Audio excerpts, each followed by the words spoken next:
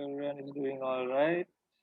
Today, we'll be moving to the towards the end of the uh, subject. Subject.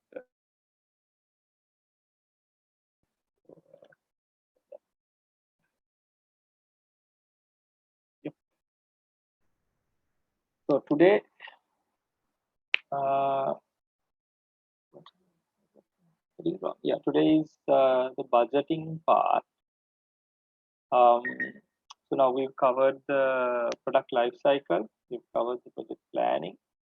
Today it's resource-based budgeting, and then it will be controlling at the end. So we're almost done now. So today we will talk about what project resources are, aside contrast to regular business resources. What is top-down and bottom-up budgeting, and how that works within the project plan.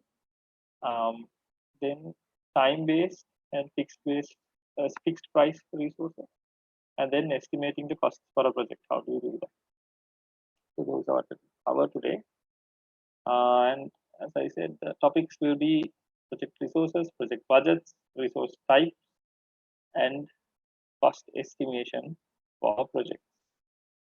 So let's begin get into it. So most of you guys would have heard all of these or most of these words. In general, you have resources that are classified very broadly as natural resources, labor or human resources, capital, and entrepreneurship. So there are a number of definitions, but this is, I mean, very broadly, this is the most common one. But in terms of project management, a resource is defined a little differently.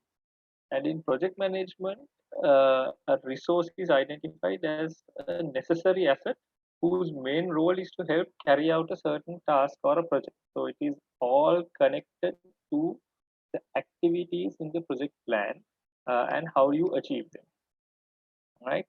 And in that sense, when you break it down for a project, you will have resources identified as persons or teams or the people resource. In projects, usually this is one of the key things, the human resource. Then, of course, you will have materials if you are doing a product. If it's a service, it might not be materials, but you might still have to do communication. Then you will have equipment and premises or facilities, location. You will have finances in case you are not able to do something within your internal team. You might have to pay other people to do it as a part of the project. And of course, the most valuable resource of all, time. So, in terms of project management, usually these factors are what come in as uh, project resources. So it is a little different to the general definition of resources, because here it's more concerned on what you need to finish uh, your project and the tasks in your project. Uh, so that very broadly, that is what can be identified as project resource.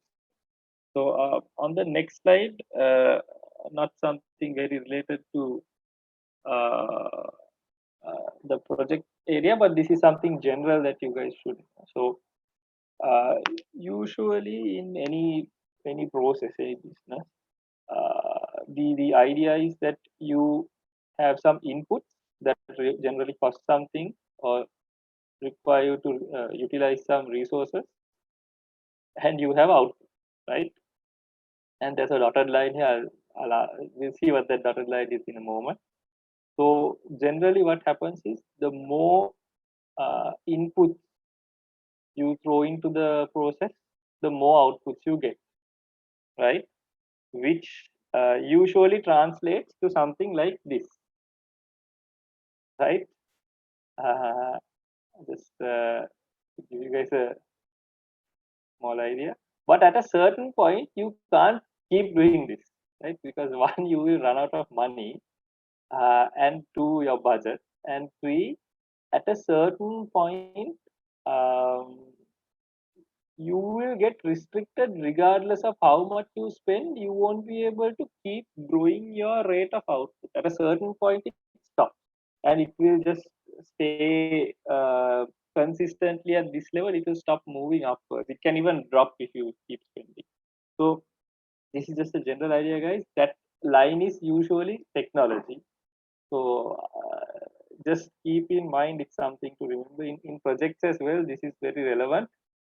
You might have a budget in a project and you might come into a situation where you need to spend uh, alter your budget or spend more than your budget, but you have to consider at a certain point it's not about how much you spend, it is about the limitations that are in your process as well. So definitely if you go back, all these are limitations in a project: the people you have to do it, the materials availability, and what can be achieved with those materials, the equipment and premises, the facilities, the finances as we discussed, and the time.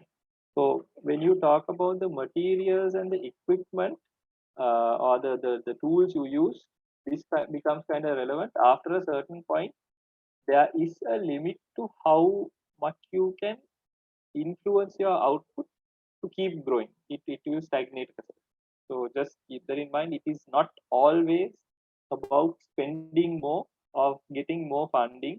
That is where a project manager also comes in to look for ways to better utilize the resources or look for workarounds, solutions that can drive or that can deliver the project with the same or better results with a lower cost.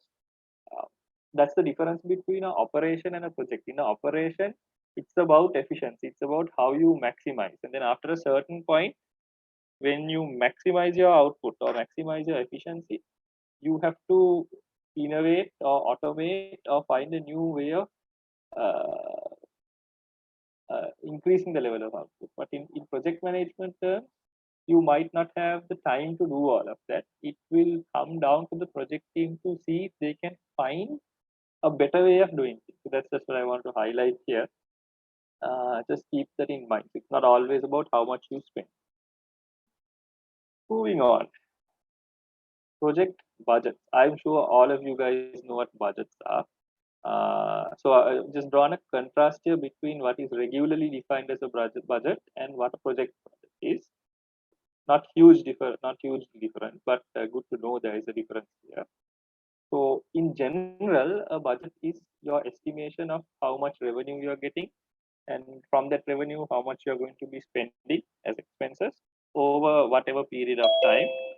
Usually in business cases, it is a 1 year budget, and that will be broken down into quarters, most usually, and months.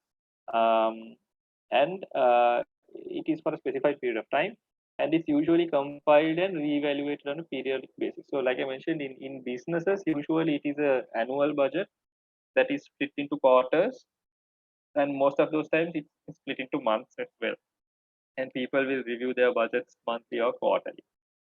However, when you come to a project, you might not have the same cycle. So in a project, a budget is the total sum of money allocated for the particular purpose of the project for a specific period of time. So uh, you will break it down in terms of the activity more than a monthly or weekly budget. So your WBS becomes critical here. We'll discuss that. So again, a project budget is not something that is cyclical or periodic. It is for the whole project, and how that big amount of money is divided between different activities. So uh, as you guys remember, a project is a one-time activity. So what happens there is, if you budget for A, B, and C activities, and you spend double on B, this is what will happen. You will end up spending more than you have budgeted, which can be a problem for your project. Alternatively, to balance this out, if you have to spend everything on B, activity B, for example, you might have to sacrifice on activity C. Uh, Hopefully not totally, but this could happen. So in a financial budget, in a business budget, usually to stay within the budget, you have to balance between months and quarters, certain times, or you have to justify spending more with the business gain, with the increase in revenue or profitability. Uh, Similar situation in projects, but here the trade-off is between different activities. Because if you maintain the same budget for 2 out of 3 activities, for example, let's say your project here has only 3 activities. So if you maintain A and C at the same level, but you overspend on B, you will end up spending more than your budget. Common sense, right? So if you can justify this with uh, faster uh, faster achievement of the project or better quality, or the project ends up making more money than you originally planned, it maybe it will get approved. Or if not, you might end up having to pick and choose between things and sacrifice on certain areas as well. So uh, this is basically how a project budget works. If anyone, a very easy way of explaining this is when you have events, right? If any of you guys have organized events, let's say like a concert or a show or something, usually you have the critical things that you have to spend. You have to spend for licenses, you have to spend for the venue, you have to spend for the people who are coming to perform or whatever. And then you will have the extras, right? Like lights and sounds that are important but maybe can be adjusted. Food and beverages, costumes, whatever, those kind of things. So usually what happens is once you budget and you go in, if the venue cost or something increases, you can't work around that. You have to pay for that venue. So then you would pay that extra amount for the venue, and that extra amount will come out of either lights and sounds, or it will come out of costumes, or it will come out of food or something. Or if you had like budgeted for t-shirts for the project team, you might have to give that up. That kind of thing happens. So that's what happens in a project. You have to balance it between the activity. So uh, it is a difficult task because no one can see the future. But what is really important for budgeting, for accurate budgeting, are trying to get these areas just about spot on, right?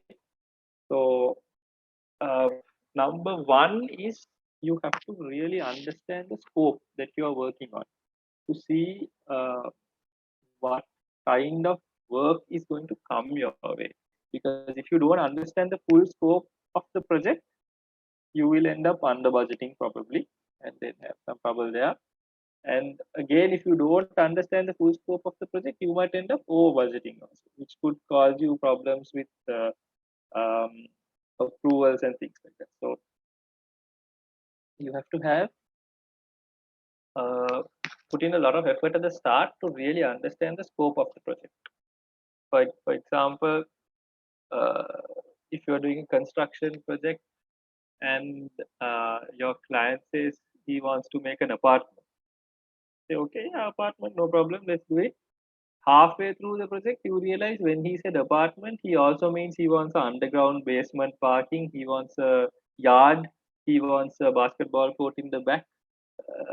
If you hadn't checked out all of that, just you say apartment and go ahead, you will end up spending more than you had planned, right? So, getting that scope down, what is covered in the scope is very important. So, if you contrast that, your client saying, I want to build an apartment to I want to build an apartment complex with an underground parking, a yard, and a sports area, for example, or recreation area, will change the way you look at the project. So, uh, in a project sense, as a project manager, sometimes asking the question, um, is there anything else you want? Or is that the entire set of areas you want in your project? Very important question to ask. This can change. Sometimes you define it very clearly at the start, but as the project goes, clients might want something else. That is a different situation. That is an additional demand. But if you don't get the first part right, you are in a tricky situation, right? Um, Once you get the scope set down, as we did in the planning stage, one of the big steps is doing the WBS or the work break, right? So if you go back to a couple of slides ago, we spoke about um, breaking down the overall project cost into activity, right? So having an accurate WBS is very critical in that sense because your costs will get split to different phases, different activities, and different events in the WBS, right? So that will drive majority of the direct cost allocated to the project, and you might not be able to cut down on any of those costs. So having a good WBS becomes very important alongside understanding what the overall scope.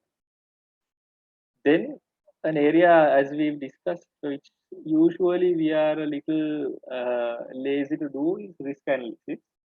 But again, you within the time you have, doing a very thorough and as broad a risk analysis as possible will help you identify if you need anything that is not connected to the WBS as well, or are there anything that are very risky in the WBS uh, that can fluctuate during your project. For example, these days, if you are doing a construction project or a development project for an overseas client, or you're bringing down materials from abroad, you might have a very good WBS and you might have the rates and all spot on. But you have to understand that the import rate, the dollar rupee conversion is very volatile these days, and it keeps going up. So if you don't factor that correctly into your budget, you will end up spending way more than you planned at the end of the budget if you are working with foreign currency these days. So similarly, there are things like licenses, certifications, permissions, some infrastructure things that you might have to do for projects before you start. Uh, Cover charges. There are different things that you can identify from risk and sometimes safety related things you might have to put in few additional things that are not related to WBS to do it. So to create the background for the project to happen properly, you might have to spend indirectly. So that is also very important. And tagging to those three points, which are a lot about accuracy of what you do, you have to also have realistic assumptions and realistic contingencies, right? Because um, no one is able to 100% accurately forecast what your exact budget is going to be. I don't think there's ever been a case where someone say budgeted for 100,000 rupees in a project and ended up spending exactly 100,000. Right? It will be a little less or a little more in the best case. So in the most case, it can fluctuate between 5 and 10%. It can be a little bit more, a little bit less. So that um, always comes down to how experienced you and your team are, or how well experienced your company is in assuming certain things, or how good your research is in justifying certain assumptions, and how well you plan for contingency. Especially now, if you take these days, um, if I speak in my terms again, connecting back to apparel, with all our customers, with any new project that we are taking on these days, or even ongoing projects, in all our timelines, we always highlight let's keep a couple of days contingency extra for each cycle of development because of COVID. Because we can get stuck, our shipping partners can get stuck, our customer can get stuck. So that is a realistic thing that you have to deal with these days. So we have to factor in for that. Otherwise, you are going to make an unrealistic plan to make someone happy, but you will not be able to deliver upon that. So having those assumptions and contingencies set out is also very important because it will help to create a little bit of space for you to play around with your budget. But of course, you can't have, for example, 100,000 budget and have a contingency of 50%. That doesn't usually make sense. You can't make 100,000 project 150,000 budget. Usually, it's around the 5-10% area, depending on what you can pick up on, what you can justify. And as I have mentioned uh, in our planning discussion, stating these assumptions and contingencies very transparently and openly is also important, because if you have assumption in your head and don't communicate it, you will not be able to get the buy-in of your team or your clients or your managers to say, okay, yes, this is a fair assumption. And then when things don't work out, you will have to start justifying it, and then it will be too late, because if they don't agree with you, it's too late once the project has gone halfway to try and start justifying this, right? So all of these need to be set out very accurately, very clearly, very transparently, and that is why again we come back, putting in the effort to have a strong project initiation document is uh, very critical for planning as well as budgeting. So your requirement gathering capability as a project manager is uh, it comes gets tested at this point. Most of the time, in my experience as a project manager, it is not a matter of you listening to the words that come out of your clients or your team's mouth and just saying yes, okay, or can't do.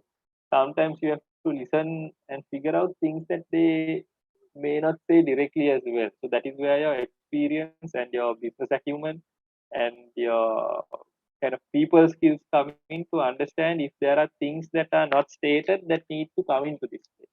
So, at certain times, when you work in projects, some people are scared to say something, because it might upset the client or annoy your manager if you say this is a problem or you have to do this way.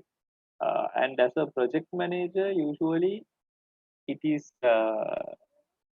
you have to have the confidence to kind of put that out there and say, hey, look, this is realistically something that uh, can become a problem in the project. We need to factor for it. And that is why your judgment of whether these assumptions and contingencies and all are realistic or not comes into play. So that is a skill you kind of have to gain in practice.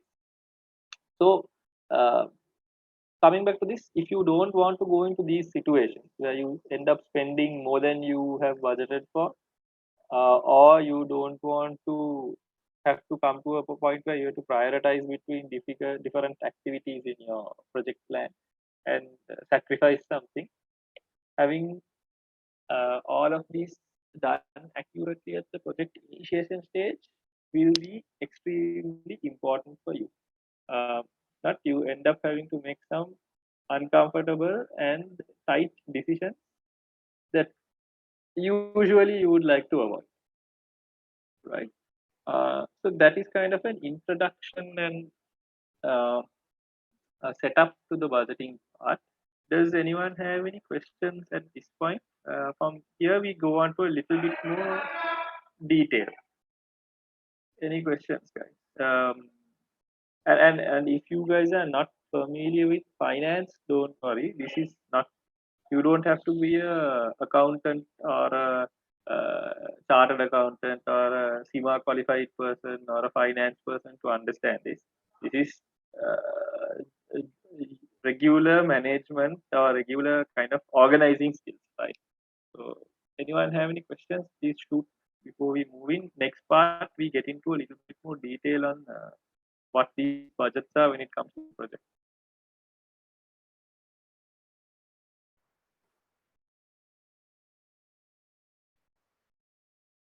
Anyone?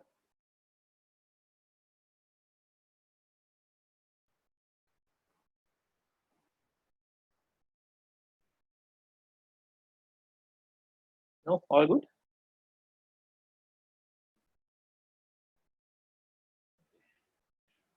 I take it that everyone's all right. Let's move. So now when you come to project management, there are a couple of approaches that you can take to budgeting. Uh, because again, here, as we discussed, you don't have a common pattern or a cyclical pattern to base things on. It is all based on your project tasks and your project requirements, right? So the the the kind of the detailed approach to this is called bottom up budgeting, and uh, this is like a shopping list kind of approach, right? So think of it like if you have the right shopping list before you go shopping, right? You can have a realistic budget. You will need to, you will know. Uh,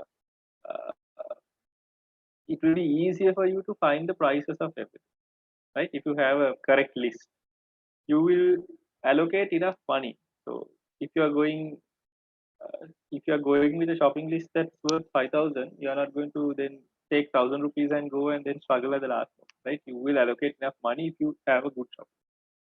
You can get your work done quickly. You don't have to waste time looking for unnecessary things. When you are shopping for leisure, of course, you might want to just walk around. But when you are shopping in business terms, you have to get things done quick, right? And you can identify if anything you wanted to buy is missing, and you can either highlight that or you can look for something that is a good alternative, right? So having the right shopping list is pretty important in terms of bottom up.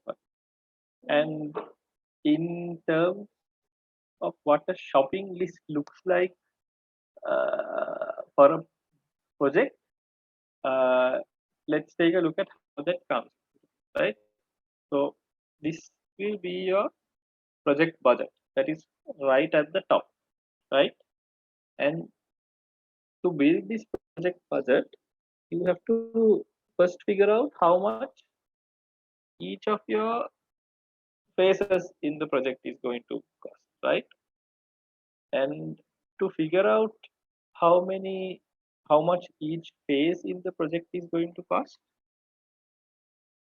you have to figure out how much each activity, your work package inside each phase is going. And to figure that out, you need to know what are the activities that are going to take place, right? So this is what is meant by bottom up budgeting. I know we started at the top, but in reality it starts at the bottom where you find the activity cost and summarize it or summate it upwards, right? Uh, so what this means is, again, if you look at this and if you think back to a few classes ago, this is essentially your WBS, right? Your project, your phases, your activities, your work packages, and your activities, right? So this is why, going back to slides, this is why having a strong WBS is very important to having a strong budget. If you don't identify something in your WBS, so connecting, let's say connecting that apartment complex example, if you didn't identify that you have to do a basement garage, you will leave out an entire phase of that development, and that will be a totally missed cost. And recovering that kind of cost in such a project is usually not possible, because once you have laid the foundation and started everything, if you realize later on that you need a basement parking, it's too late. You can't do anything about it, right? So that is what bottom up budgeting. So you start from the lowest level on your WBS and you work all the details and then you summarize it upwards, right? Uh, so in bottom up budgeting, the value added by project manager is to identify ways to minimize these costs after you develop the budget, right? So putting the budget together, uh, most people should be able to do. If you have a good WBA and you know what you're doing, you can find the prices or the rates that are relevant to all your activities quite easily, and you can work your way up. But where the real value added for project manager is to look at those costs and see, does this make sense or not, or can you find something that gives you the same result with a lesser cost or a better cost, right? So that is the value added. So it's not just putting a budget and saying this is how much it's going to cost. Uh, uh, if you can put a budget together and say this is how much it was going to cost, but if we do these things, it will cost this much less. We can still get the same result. Or you can say it might cost little less if we take it in this way, but these are the risks associated. Then your client or your management team have a good understanding that you have looked into the project, understood it, and they have a decision then to make how they want to go. So then you have added some value into the budgeting process as well. Not just the monetary values for expenses, you have added some cost saving value as well. So that is, guys, how bottom up budgeting works. Remember this for your assignment. You have been asked to create a bottom up budget. Okay? So before we move to the next part, any questions on this approach? Do you understand what needs to happen?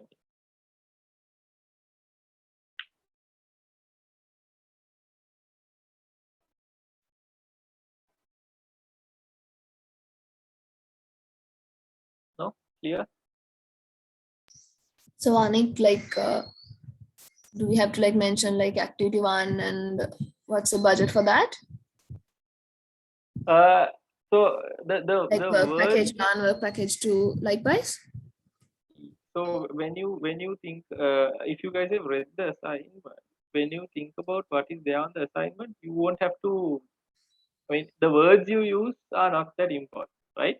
But in your assignment and even in a project, you will have a breakdown, right? So you have to uh, look at the cost for all the activities line by line. That would be the activity, right? And then you have groups, right? Yeah.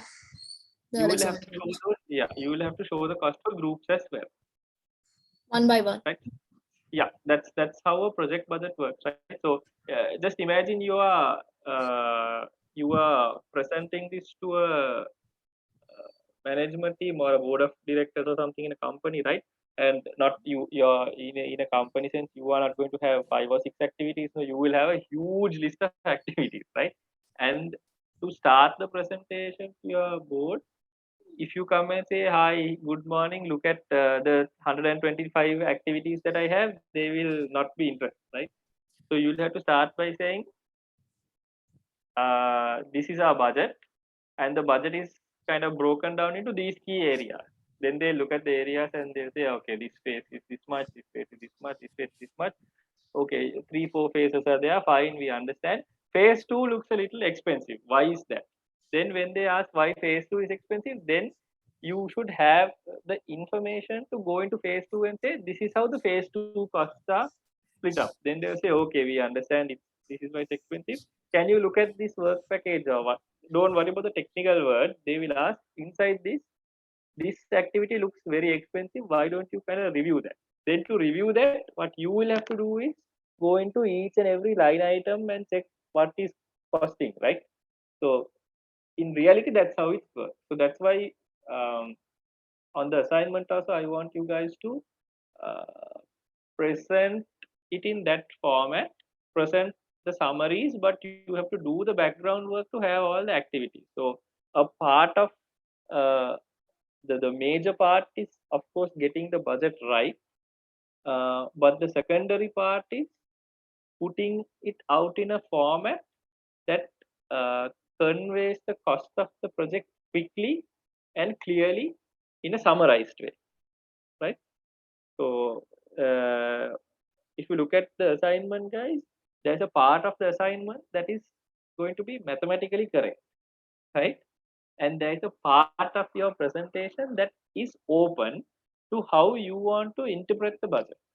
So that is what we're going to see, how you are thinking, right? So I hope that answered your question. That was Dileka, right? Yes. And is it clear? Yeah, it's clear. Yeah. Yeah. Then anyone else? Any other question? How to do this?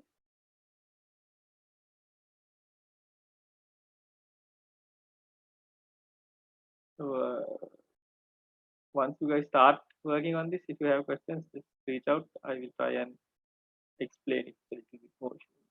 Right?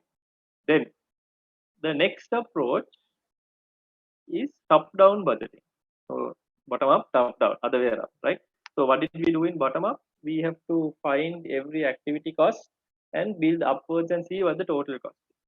Top-down budget is the other way around. Your client or your management will tell you this is how much you can spend. We don't want to spend anything more than this. This is what the company or the client can afford, right?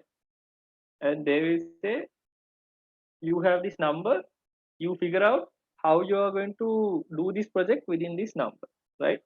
So this still requires a lot of careful planning, but here uh, it requires you to analyze once you have put the cost together, whether the cost that the company has told you or the client has told you is affordable, is realistic or not, right?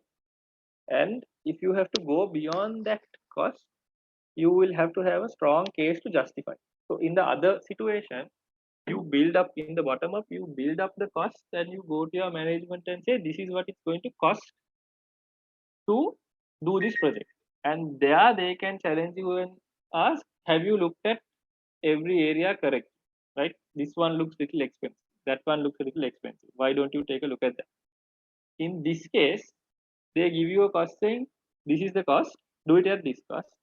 Then you break it down and you understand what is happening, and you might have to go and say, look, your let's assume let's take this construction story, this apartment complex story. Let's say to construct this apartment complex, you need to your client says he wants to build the apartment complex for 150 million rupees. That's all he can spend.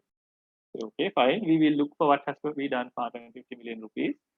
You put everything together and you understand for 150 million rupees, you can do the apartment, you can do the basketball court, you can do the yard, but you can't do the underground base because that has some different cost, right?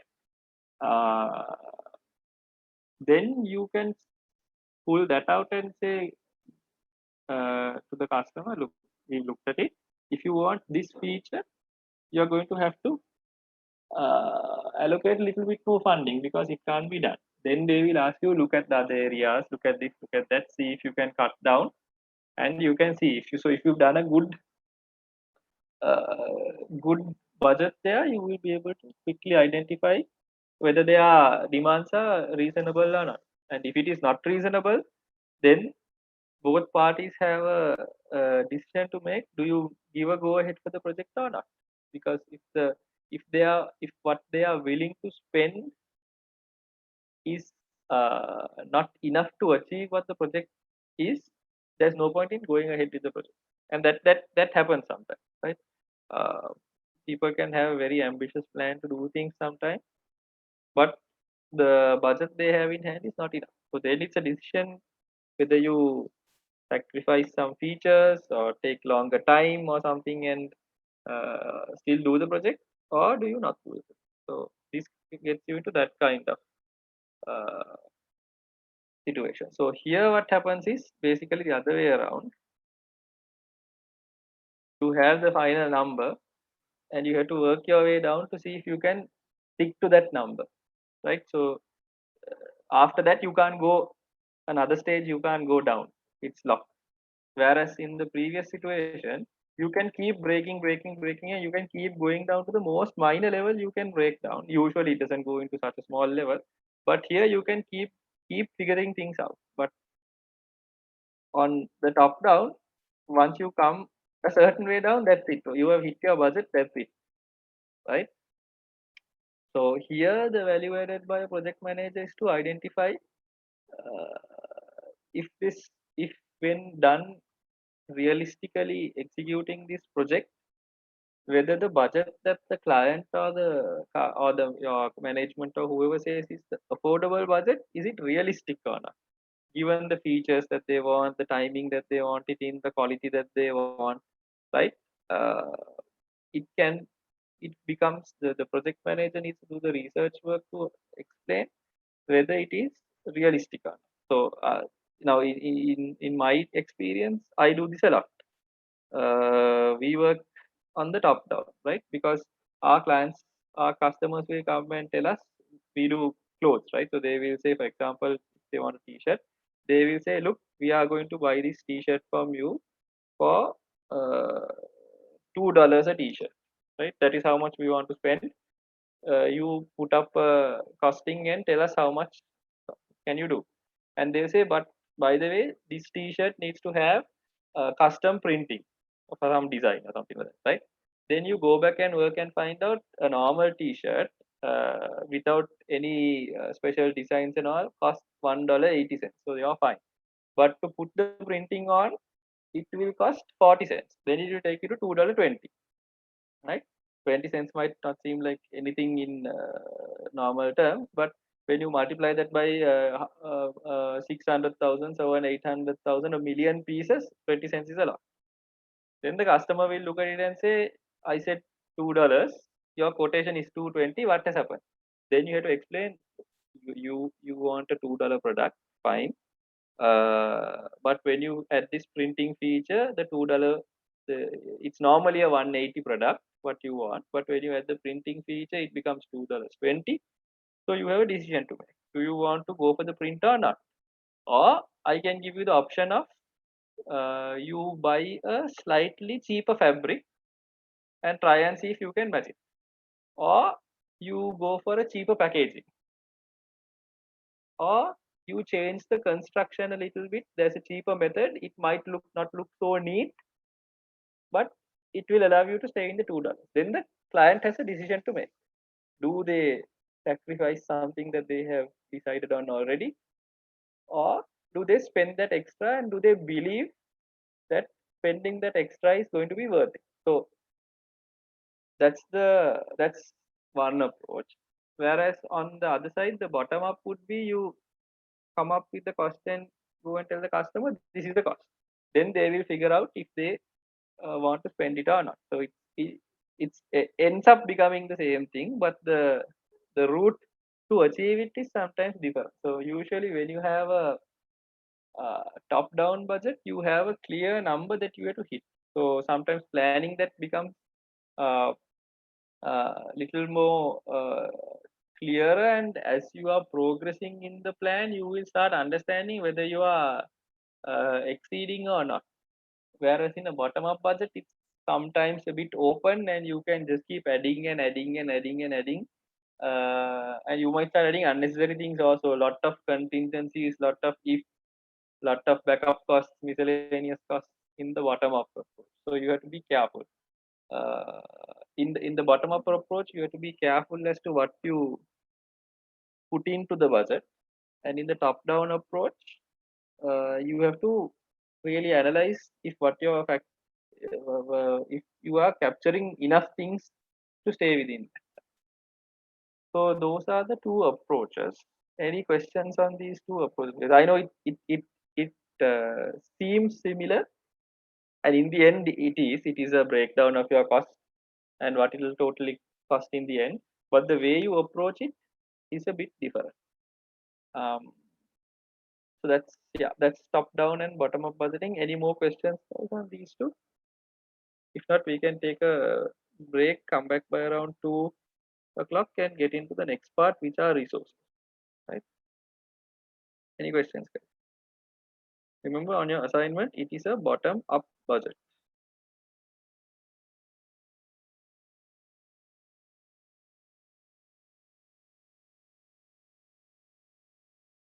Nothing clear? Under control? All understood?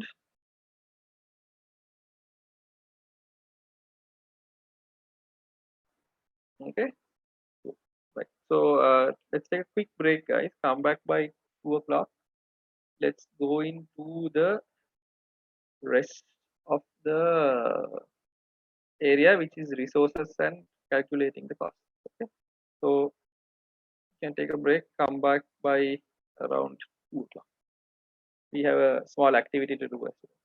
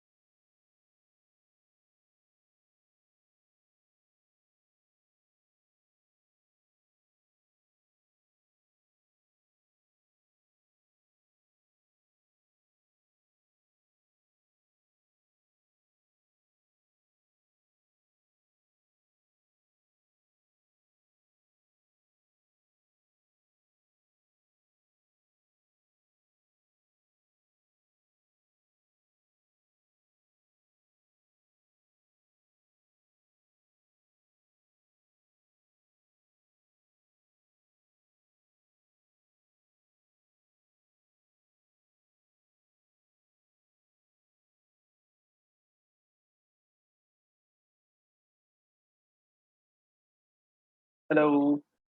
Hope everyone is back. We can continue. Shall I start? Or we know if everyone is back?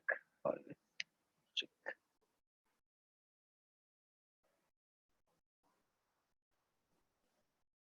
Can we start, guys? Is everyone back?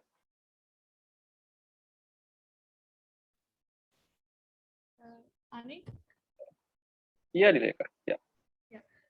So I have a small question regarding the Yeah. alignment.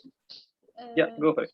You have mentioned individual report and theoretical application 50%, which is for maximum 2,500 words.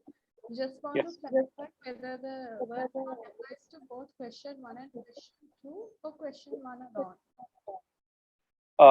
The total individual report should be 2,500 words.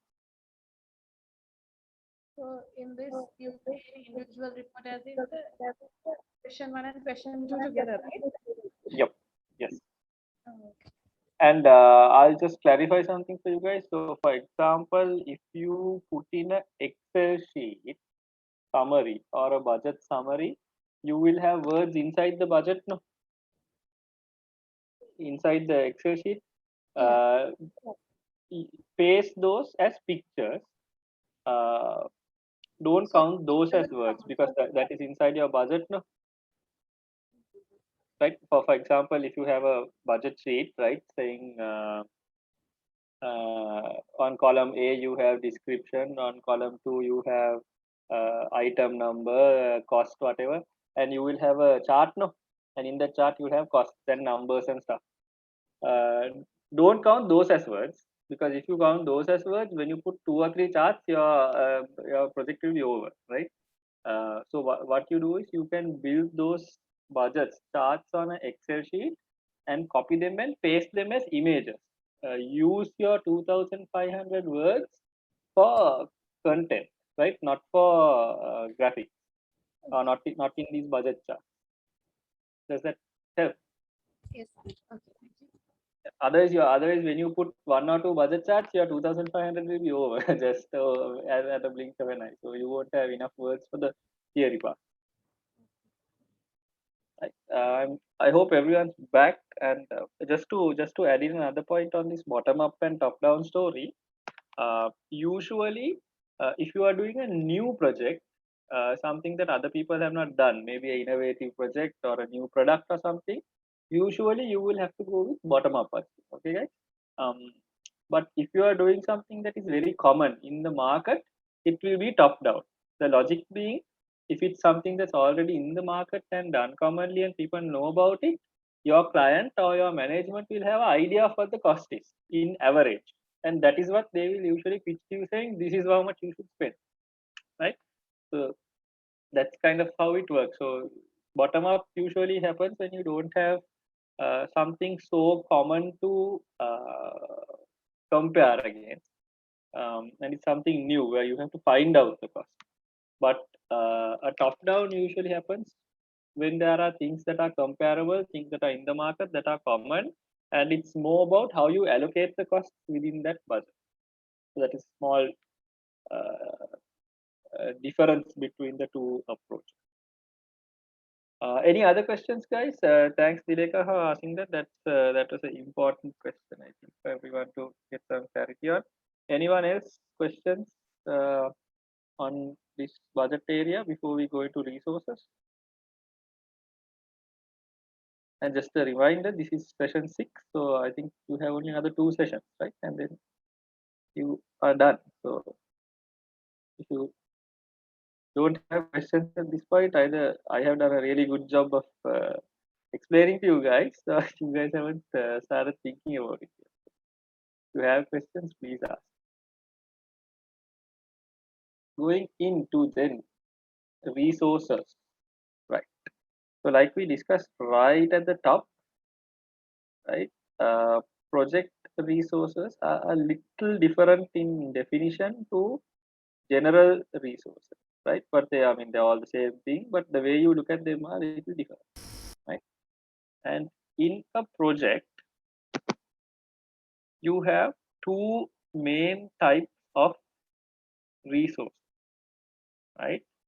And this is connected to, at oftentimes, project resources are not dedicated to one project, right? Of course depends on how big and how complicated your projects are. But if you, I think a good example is the IT industry. You will usually not have a project manager working on only one development, because the project manager's role is to kind of keep the ball rolling, set things up, coordinate, and check the progress, right? And kind of once they set the project up, the project team will start working. Then does that mean that the project manager is going to sit around for the rest of the day doing nothing? No, they will have another project and another project and another project, right? So project resources are usually not dedicated to one project. They will be jumping across multiple projects, right? So then how do you cost for that is a discussion, or how do you pay for that is a discussion. Then a lot of times project resources, especially people come together for a project, they do the project, finish it, hopefully achieve exactly what needs to be achieved, and then they move on to something else. They will either start another project, or they will go to a different company, or they will, I don't know, do something else, right? So usually project resources move from project to project. And then, as I mentioned, they will probably be working on multiple projects as well in parallel at the same time, right? So that is on the people side. Similarly, there are resources as well, right? And I think a easy one to kind of explain this is, imagine you have a meeting room. A meeting room will not be dedicated to one project only, right? The meeting room will be shared between various projects. So then the cost of that meeting room also depends on, we get allocated based on who's doing the project. So it depends on the utilization and all that. Right? So resources then are in project terms divided as time-based resources. So where you pay for the time and effort of time, effort, or output of a certain resource. And then you have fixed price resources, which you pay for at a fixed rate. So that is more connected to the number of units you kind of use of that resource. So let's go into the detail here. Then I'm sure you might want to clarify. So here, guys, we have a small activity where you guys have to try and see if you can understand what is happening, right? So let's look at time-based resources, right? So here the cost is directly proportional to the time spent on the project. Actually, time allocated for budgeting purpose, it will be time allocated. For actual purpose, for cost, it will be the time spent on the project, right? And you budget for these at a fixed hourly or daily rate. Usually for people, it is a fixed hourly or daily rate. And for things like equipment and premises, it is usually a fixed weekly or monthly rate, very generally, right? So to break it down again, these resources, people or premises or whatever, they have a unit of measure, right? Either hour or a day or a week or a month, right? And depending on how much you utilize it, that cost will go up. So if our hourly rate is $10 and you utilize for 1 hour, the cost is $10. But if the hourly rate is $10 and you utilize for 5 hours, the cost is $50. Straightforward math, right?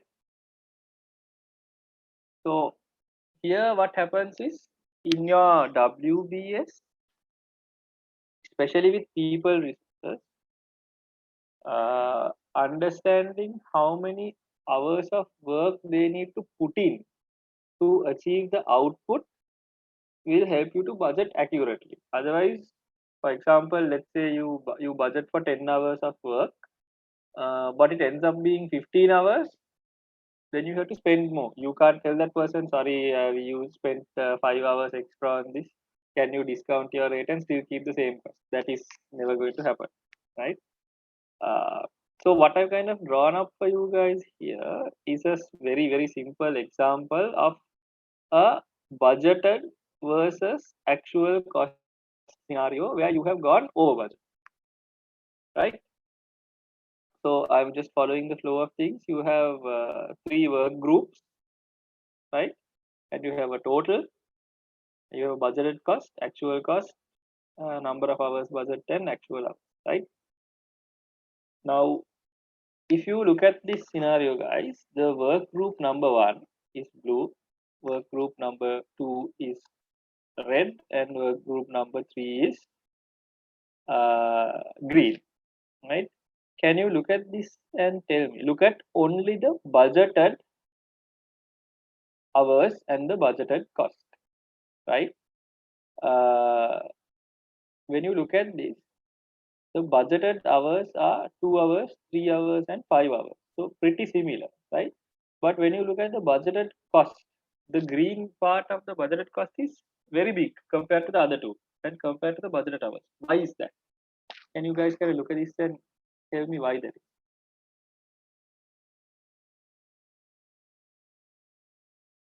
Any idea? Yes, you have spent 5 hours more. So you have spent 2 and 3 on the other two, but you have spent 5 here, correct? You have spent more time.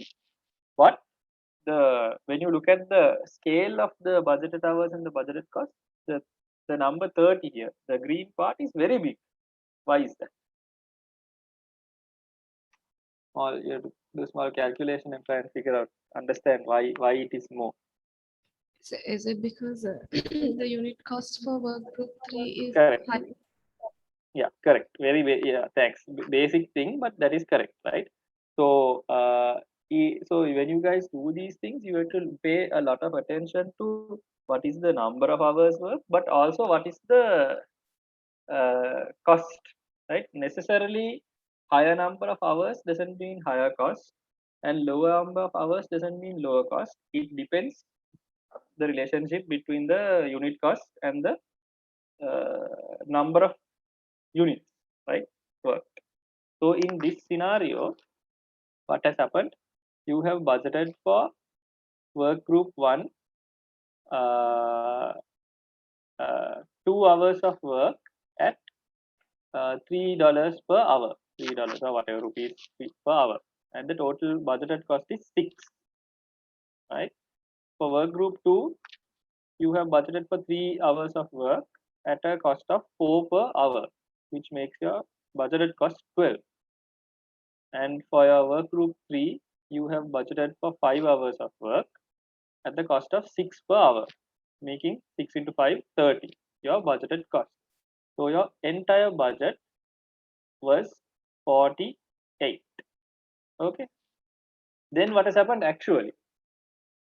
So where is the deviation coming from actually? Can any of you guys just quickly look at this and tell me where is the deviation coming from? It's very straightforward. From work group 2 and 3? Yep. So correct. Work group 2, you have spent 2 hours more than you have budgeted, and work group 3, you have spent 1 hour less than budgeted. But the 2 that you have spent in 2 outweighs the saving that you have done in 4, right? And because of that, your overall actual cost is $2 or 2 rupees or whatever more than your total budget. Simple situation, right? But this is how you have to look at the variance in a project kind of situation, right?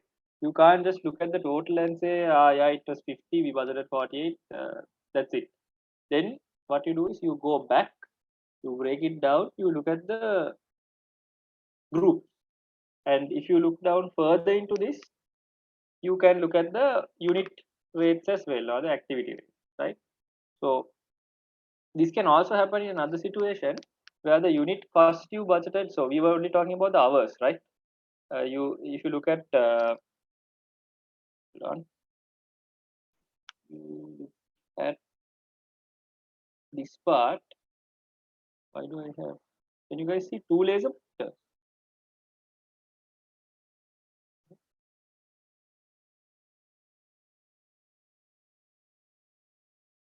For some reason, there's two laser pointers. I don't know why, guys.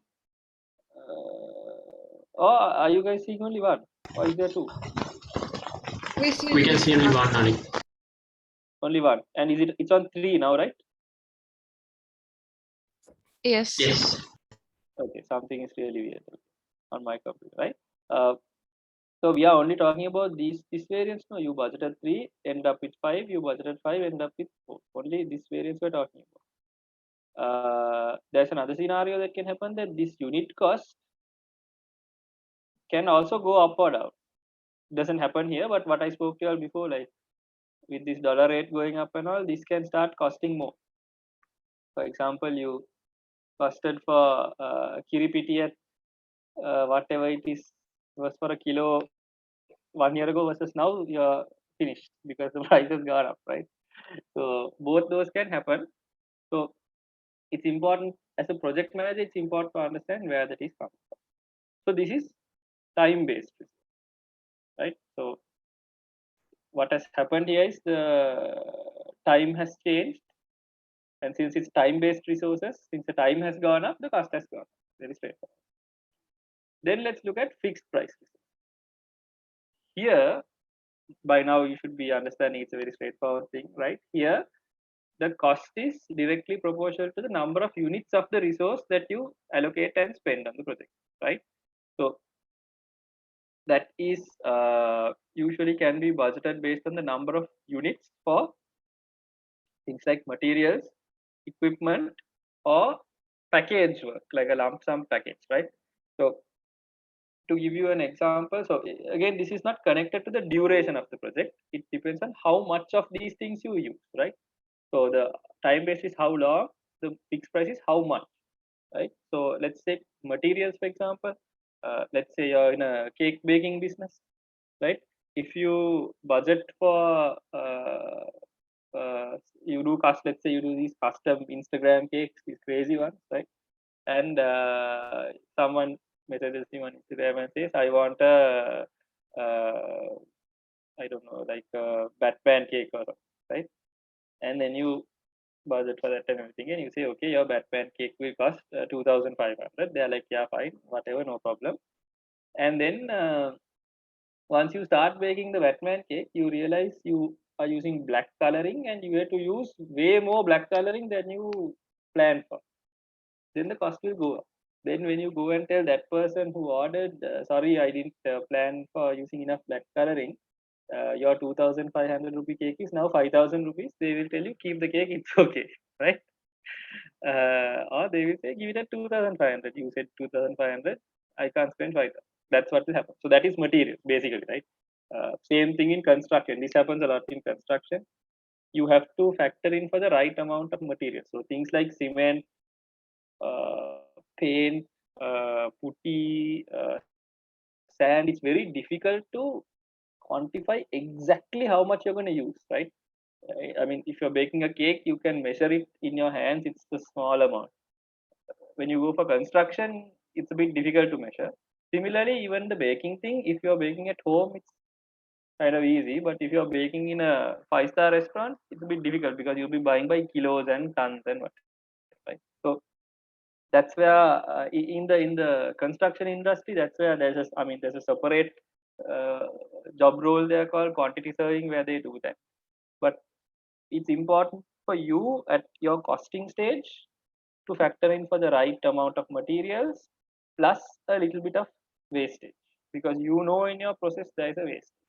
So to give you an example, in the apparel industry from where what I'm doing, if you take a panel of fabric and you're going to cut out a t-shirt from it, when you cut out the t-shirt, because of the shape, if you cut out, say, the full t-shirt without any seam, so the sleeves all come in one thing, it will probably cost you more than if you cut the sleeve separately and the body separately.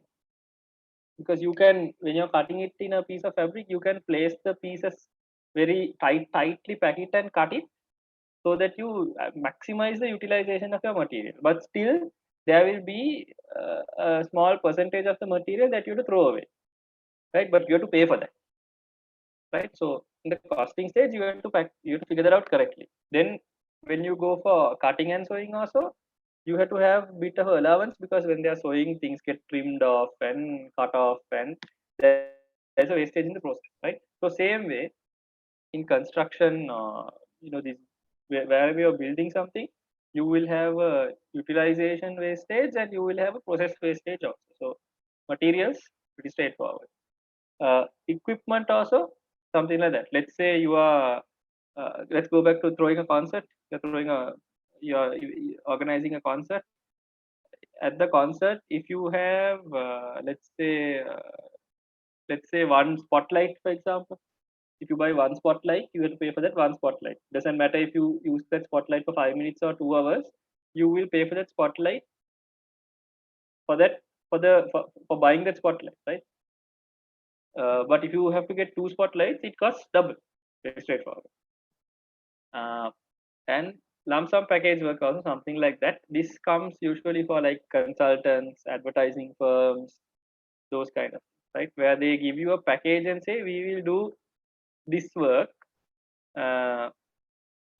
If you go beyond that, you might have to pay more. There's additional. So this happens a lot for renting things, right? You pay by a certain, you pay a chunk and you use it, but if you are going more than that, you have to pay more, right? Or if you want 2 of those things or 3 of those things, like let's say you know these Nescafe machines, you can rent, right? For events, for various events, people rent these Nescafe machines. So if you rent an Nescafe machine, you have to pay for that entire Nescafe machine and the whatever the Nescafe mix they give you and all of that. If you want 2, you have to pay for 2. Very simple, right? So it's connected to the number of units that you use, not the duration, right? So again, similar example that you've done here. We've just changed the rates a bit. So here, very simply, what has happened is same thinking as before. Here you have budgeted for 3 units. You have had to use 5. Here you budgeted for 5 units. You have used 4. But in this case, what has happened to the budgeted and the total cost? Even though you have used more. Interesting difference here. What has happened?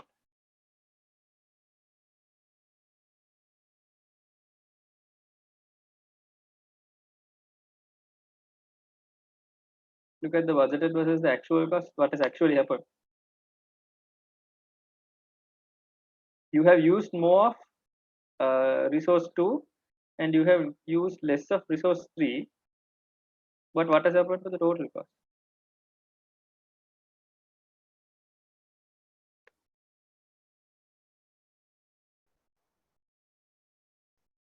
Anyone?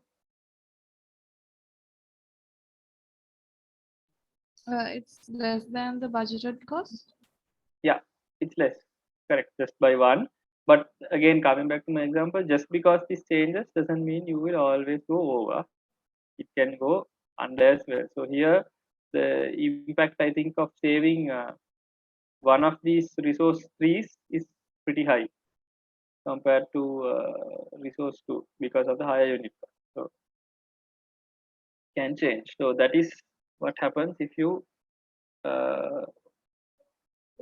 don't get it same as your budget. But again, now this the important thing, guys, here is to realize this comparison of budget to actual can happen at the budgeting stage and can happen at the actual stage as well. So in terms of project managers, when you put the project cost together, if you see that you are hold on. If you see that you are exceeding the cost, right? What can you do then? Then you have a cost, you have a baseline, right? You have a baseline that is the original budget you have. and then you can change and see what happens. Okay, if we hire more people and do it faster, can we save something else? Or if we go for a different kind of resource, can we save? So those kind of decisions you can take by analyzing the budget. So that's why it is important to really have the details down in the budget on what kind of activities are going to happen and get the costs and all correct, right? So if I connect back to your assignment, guys, I have mentioned in the assignment also, very carefully understand what are the resources, what are their units of measure, and how are those units of measure costed for, right? Because if you mix that up, your budget will be wrong, right? And mathematically, there is a correct answer to that budget, right? So really understand how that whole what do you call how that project briefing is given. That will help you budget more accurately. So just be mindful of that. So it's 2:30 and I don't have a lot more on slides to go actually. So maybe we'll finish a little early today. But let's take a look at it. So now cost estimation for your project, right? So you have the right scope, you have the right WBS, your risk analysis is done, all spot on, you put the budget out, everything should be okay. But usually it is not okay. That is because your budget is usually not done yet. It is not only the scope, WBS, and risk analysis, like we discussed. You have to factor in your assumptions and contingencies also, right? So just because you go through the activities on a briefing doesn't mean that your budget is done, right? As we discussed, you have to consider some realistic possible scenarios that can impact your cost, and you have to budget smartly for these situations, right? And like I said, you have to reasonably justify them. So even in your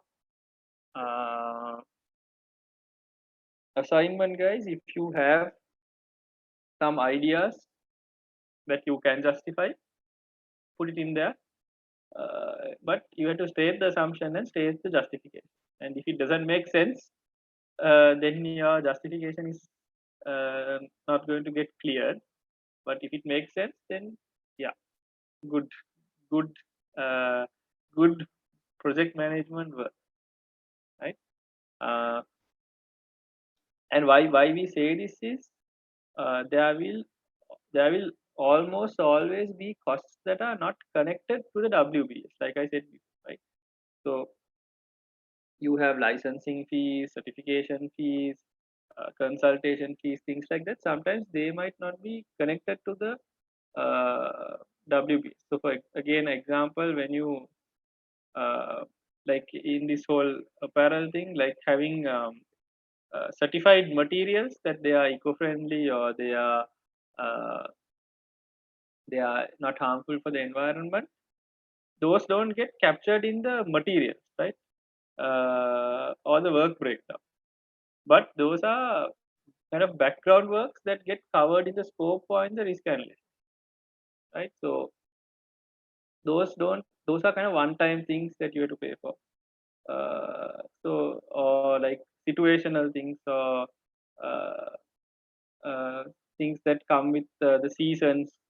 You know, there are things that come occasionally or periodically that you have to factor in to your costing. So I mean, to give you guys an assumption, there was an assumption, there was something, there's an example we used, I think, even when we were doing the course,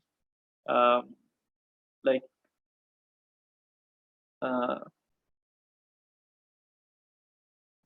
something to do with like the cost of like giving umbrellas during a rainy season, right? It might not be say you're doing a event and it's a rainy season. There are some example like that where you might have to buy umbrellas for your guests and you've never factored in for that, right? So it's seasonal. It depends on the situation.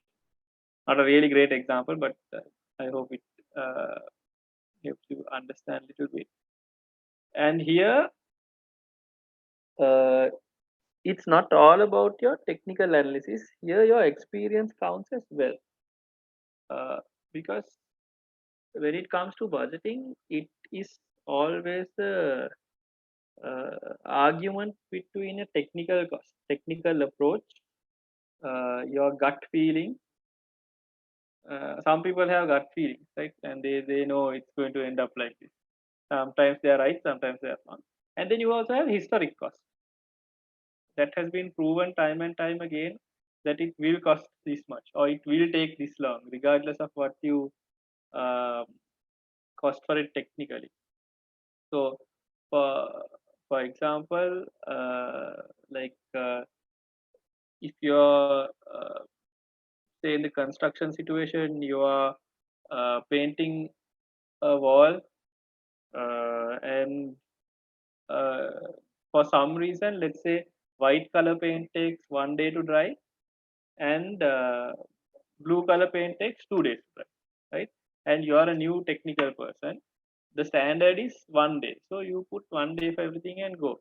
But then there might be a painting guy who comes and tells you, look, this is going to take 2 days.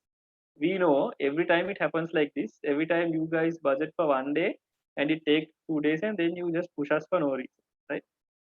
So that is experience. They know historically, they know how long it takes. So it is valuable to listen to those inputs as well. So usually, as a project manager, with your experience, you will be able to understand what is reasonable, what is not reasonable, what should be considered, and what shouldn't be considered. But after you put your budget together, it's good to take a step back and look at it and see, is this cost realistic or not as well. So the when you go into cost estimation at the end, you have to look at both the WBS and the environment around it to kind of get the right cost in the end. So in your assignment, also look for that, see if there are anything in the briefing that kind of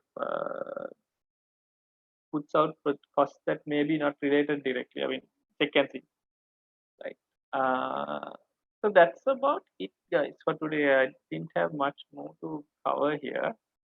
I'll go into the summary. So last slide. So as we discussed, budgeting is a critical part of the planning process, right?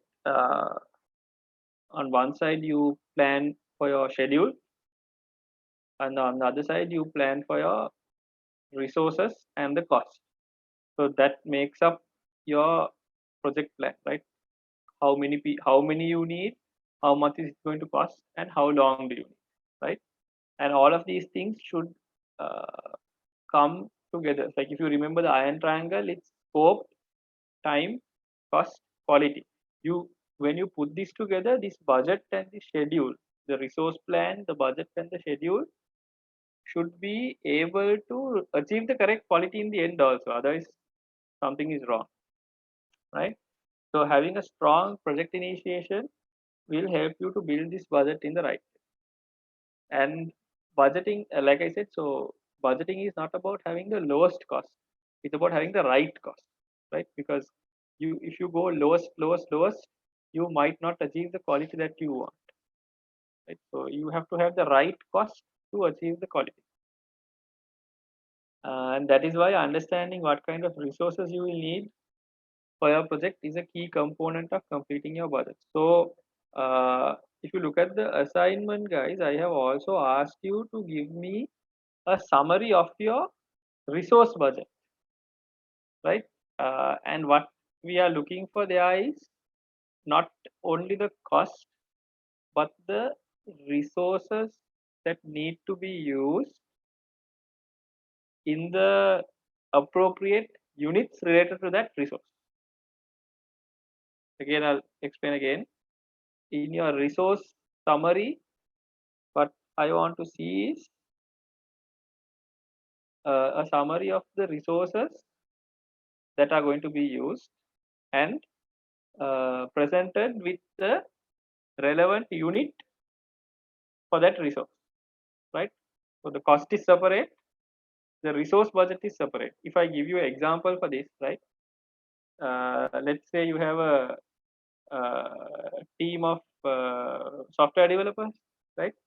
And you have 5 software developers, and the 5 software developers budget is split into the cost and the resource, right? So the resource budget is 5 software developers, 5 people, but the cost can be I don't know, 3.5 million rupees a month. I don't know, ridiculously expensive, but just saying, right? So those are 2 components we are looking for that top, right? And as we mentioned just before this, sometimes you need to look beyond the direct project work to complete your overall budget, because there can be additional things that add in that uh, that will have a cost impact on your project, right? So that is essentially it for today. So about 15-20 minutes early. If you guys have any questions, I think it's a good opportunity to go through the questions if you have any. Don't ask me for answers for the assignment. I can't tell you that. But if you have any clarifications, for sure we can discuss now. So let's wrap up the class by 2:45. You can 15 minutes early today. That's all right. But if you have any questions, you guys have about 10 minutes to discuss.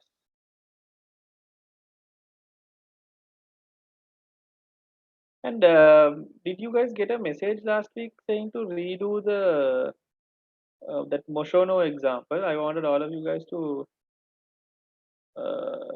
try it again after kind of going through that, going through together. Did y'all get that message, or what happened there? Because I didn't get any submissions this week.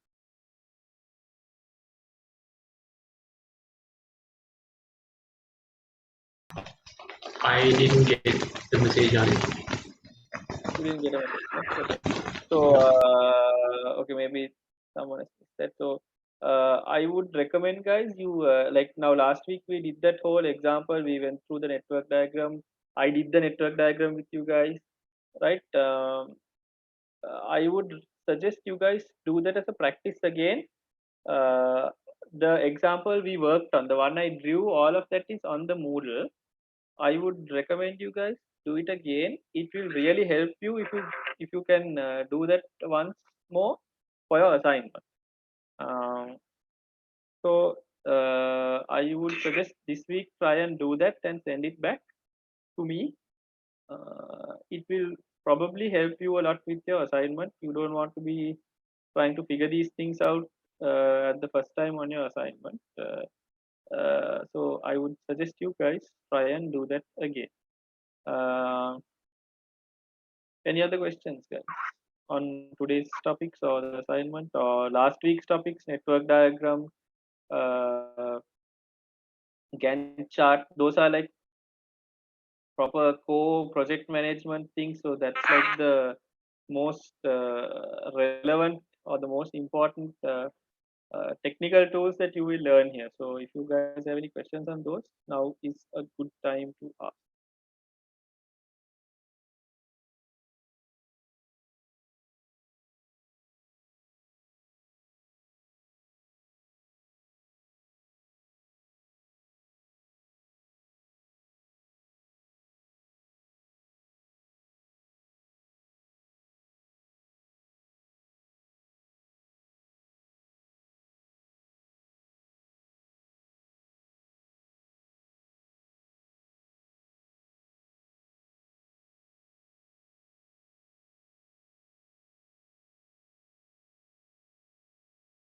Anything, guys, or nothing?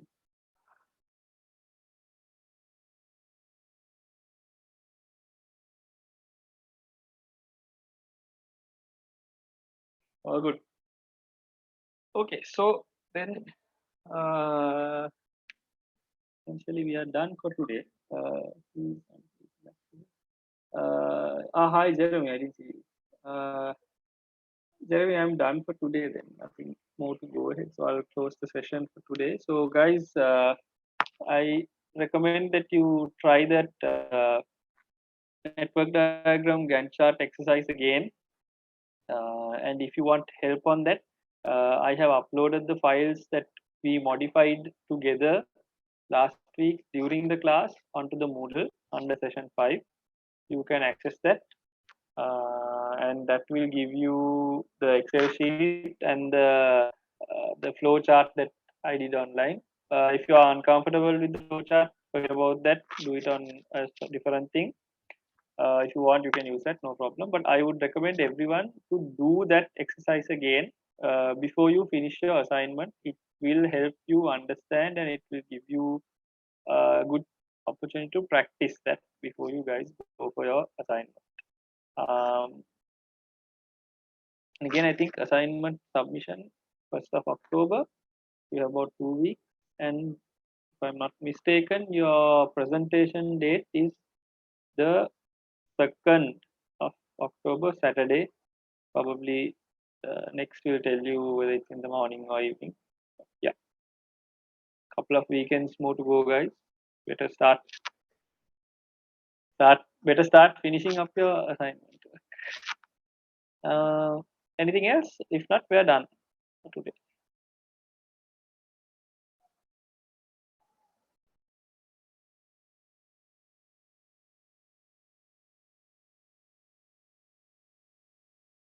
Okay, good. Thanks, guys. Stay safe. I think lockdown continues, so no one can go anywhere. Stay safe and get working on the example and the assignment. And again, if you have anything, you guys can text me or drop me a mail, and I will help you. All right, everyone. Thanks, and we'll see you guys next week.